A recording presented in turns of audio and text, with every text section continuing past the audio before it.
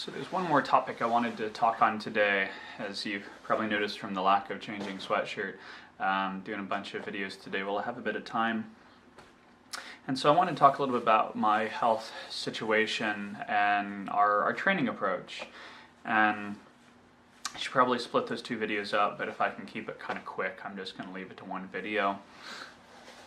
And so, in real brief, I don't really have any major health conditions, but I'm 30 and I've had a bunch of significant injuries, not major ones, but a few that have really affected me and stuck around, like a significant low back injury where I think I might have popped an intertransverse lumbar ligament, which would be impressive, but may actually fit the bill.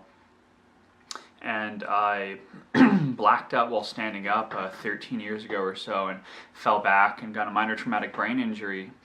I had the fun of feeling like someone was pushing a nail from inside of my brain out randomly for 6 months.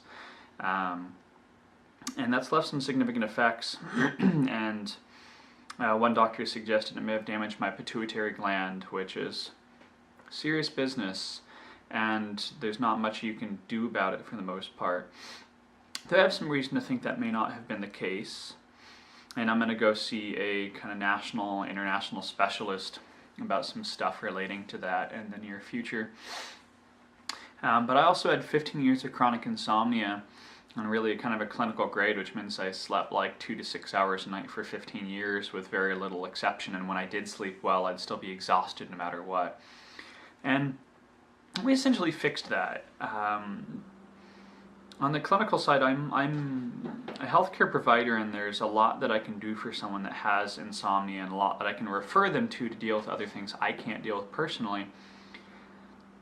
And despite that, I have a good fix for what was going on with my situation, but how it stopped and why is honestly still kind of a mystery, because I didn't really change a whole lot, it just changed. And without really going into it too much, insomnia at that level is really kind of like every single thing you do is like you're doing it underwater, and you're not even swimming on top, you just have to walk through it. Everything it takes an enormous amount of effort and willpower just to get started, and it sucks, and it ruins your hormone balance, messes with your metabolism, your ability to focus and attention, and just, there could have been way worse things that I had to deal with than that.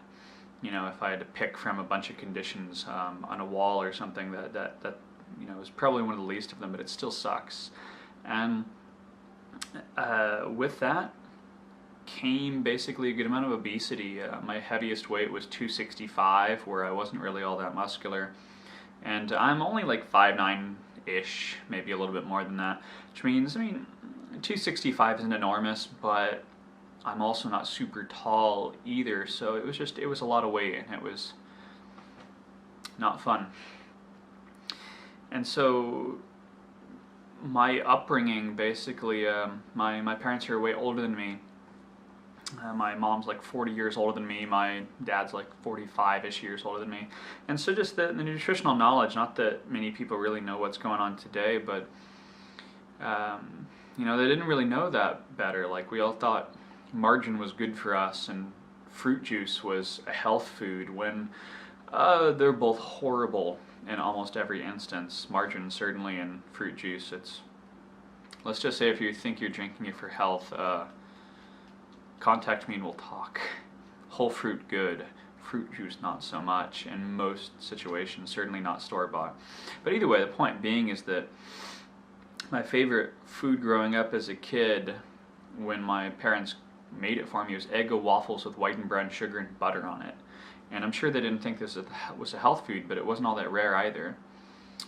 Trick cereal, because we just didn't know that stuff was just cancerous food dye and sugar. I actually remember when they switched to high fructose corn syrup, and I actually didn't like it anymore. It was too sweet for me as a kid. It did taste like corn. But either way, it just basically meant that between that and the fact that as a kid you had that stupid mentality of, well, you know, you're going to die at some point, so just enjoy your life while you're there. You know, you feel like you're being philosophical as a kid, but it basically meant anytime I had the chance, I'd steal Oreos, like a half a pack at a time, and I'd end up having like 2 to 3 sodas a day, if not more. 2 to 3 glasses of 5% fruit juice that was all high fructose corn syrup. And so from late childhood, I was obese. And before hitting high school, I think I started to get into the insomnia. And so I've never really been a healthy person. And between the back injury and the head injury and some other stuff, I've just never been especially healthy. And at my worst, like I mentioned, I was up to 265. I was pre-diabetic, pre-hypertensive. Had lots of aches and pains and stuff. And a lot of that's gotten a lot better. But the fact is, for doing something as gargantuan as the PCT, I mean, it's, there are people going out there that are amputees or have terminal cancers and insane conditions that, would surprise most people. They're just ambulatory, let alone going and doing something of this magnitude. So it's not like I'm dealing with a major handicap, but it's just I'm not that fit because of these health issues and the injuries and pains I've had to deal with, and my health could be a lot better. And I'm going to stand up and show my stomach just to show that I'm not huge, but I'm carrying a lot of extra weight. I'm around 235, maybe 245 now. A lot more muscle than I used to, but I have a long way to go. And a lot of people just are decently healthy, decently fit. Maybe they've never backpacked before, and they're like, I'm going to go do the PCT, and a few months later they're out there, and some of them make it.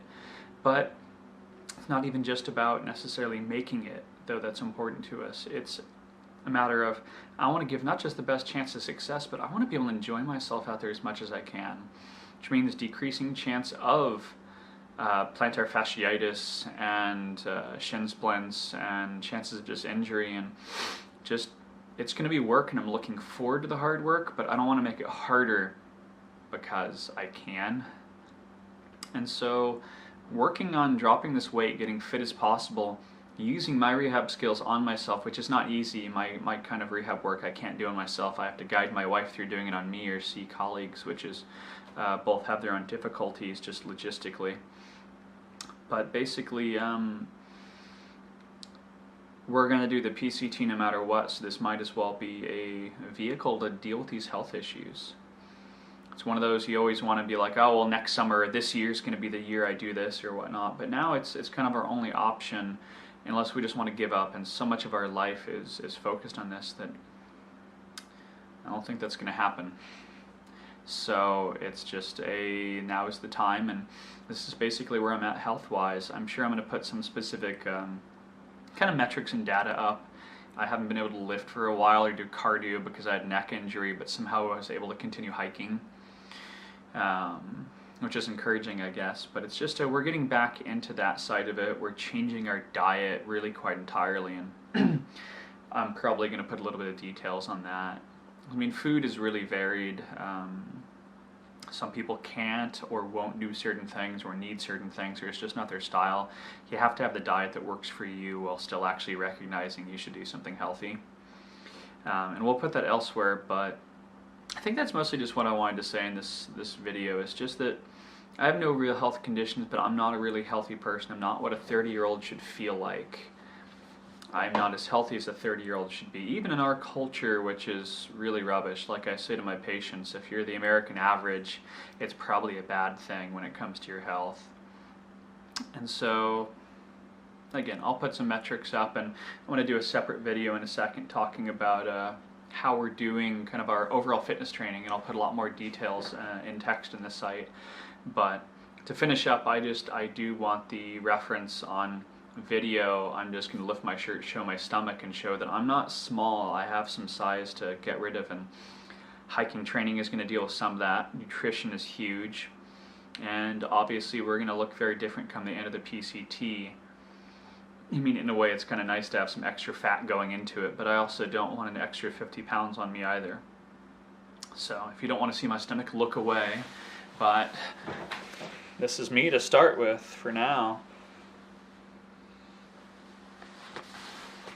Like I said, not huge, but not what it should be for health, and not the weight I want to carry with me on the trail. It's certainly I certainly realized at a certain point that you look at the average weight of a lot of hikers and the weight of their bag, it's kind of like I'm carrying a fully packed through hiking backpack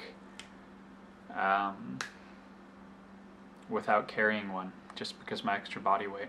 But either way, so that's probably way more than I needed to put up today on this. So decently, I'm not ill, but I'm not healthy.